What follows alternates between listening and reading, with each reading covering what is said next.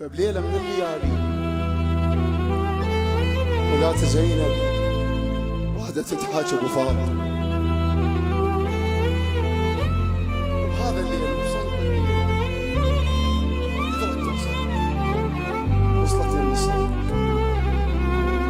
قال له جيت اخافي الحراس وحلفت السلاسل لا تبعنشت، موش الخاطران الخاطر صناديق وقلق وبنافس، بس انت الغلق صندوق امام طبوق، السحم طالع شبر ما ينطبق عالراس، جيت خايف وامسح بروس النوم. ليش؟ تقول له خاف تقوم غفله وبرقبها جراس.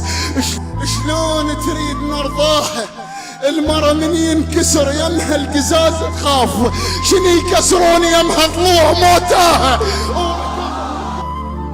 ركض هاي نضيع وهاي نلقاها.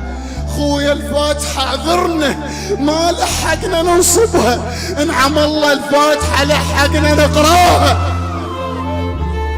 هم تندار فوقها شمر وحسين